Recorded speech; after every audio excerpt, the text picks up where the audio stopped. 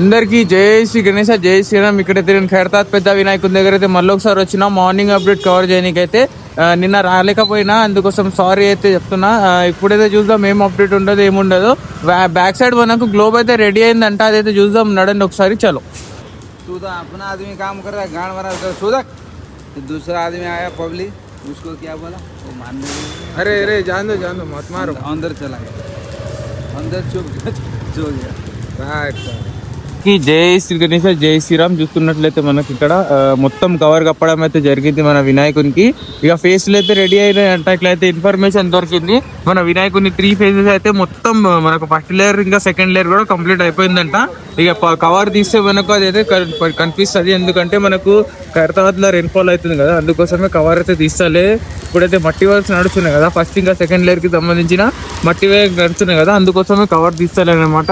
ఇక next cover తీసినప్పుడు అయితే మీకు మొత్తం అప్డేట్ కవర్ చేసి చూపిస్తా. ఇక్కడ చూసుకున్నట్లయితే మన వినాయకుని ఫేస్ ఇటు నుంచి అయితే కనిపిస్తుంది. మొత్తం మట్టి వర్క్ అయితే అయిపోయింది. చూసుకోండి, మన వినాయకుని ఫేస్ ఒక్క ఫేస్ అయితే మెయిన్ ఫేస్ అయితే ఉంటుందో అదైతే కనిపిస్తా ఉంది.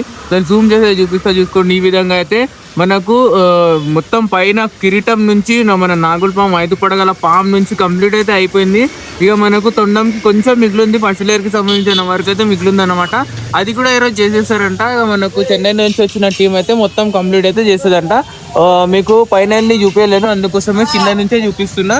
చూసుకోండి, ఇక వెనక సైడ్ అయితే మనకు గ్లోబ్ రెడీ అయిందంట. గ్లోబ్ ఏముందో ఏం లేదో మొత్తం అయితే డీటెయిల్గా అయితే చూపిస్తా. ఎండ్ వరకు అయితే చూడండి. ఇక మన వినాయకుని ఫేస్ అయితే కనిపిస్తుంది కదా. ఫస్ట్ టైం మన ఛానల్లో అయితే ఫేస్ చూపించిన అందరూ అయితే సబ్స్క్రైబ్ చేసుకోవాలని కోరుకుంటున్నా.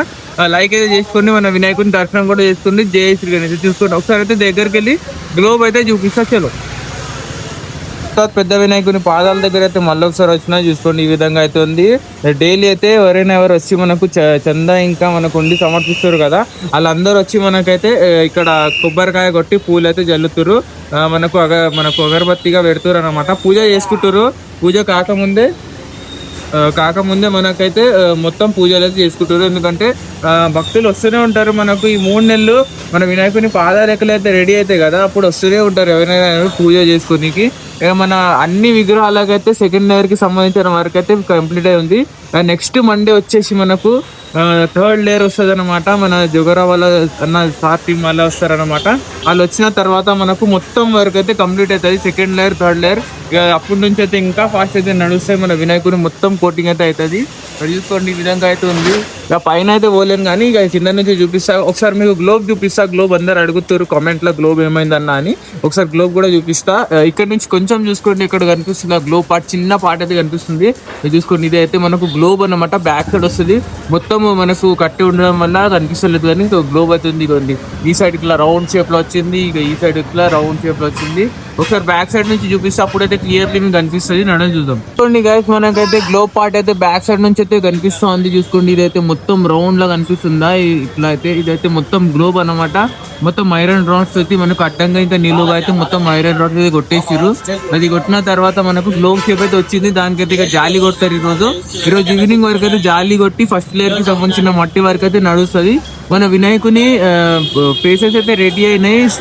రైట్ సైడ్ ఇంకా లెఫ్ట్ సైడ్ ఫేసెస్ అయితే మొత్తం ఫస్ట్ లేయర్ కి సంబంధించిన వర్క్ అయితే కంప్లీట్ అయిపోయిందంట. మెయిన్ ఫేస్ కి అయితే కొంచెం తొండం భాగం అయితే మిగిలింది, అది కూడా కంప్లీట్ చేస్తారు. ఇక గ్లోబ్ చూసుకోండి, ఈ విధంగా అయితే ఉంది మన వినాయకుని బ్యాక్ సైడ్ అన్నమాట. ఇది మొత్తం 3D లుక్ అయితే కనిపిస్తుంది. ఇక నెక్స్ట్ చూద్దాం అప్డేట్ ఏముంటుందో. బ్యాక్ సైడ్ అయితే ఇదే ఉంది అప్డేట్.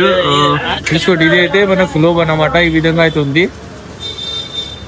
మొత్తం రెడీ అయిపోయింది. ఇక ఇట్లా ఈ విధంగా అయితే పైన అయితే మనకు మట్టి పోవడం అయితే జరుగుతుంది.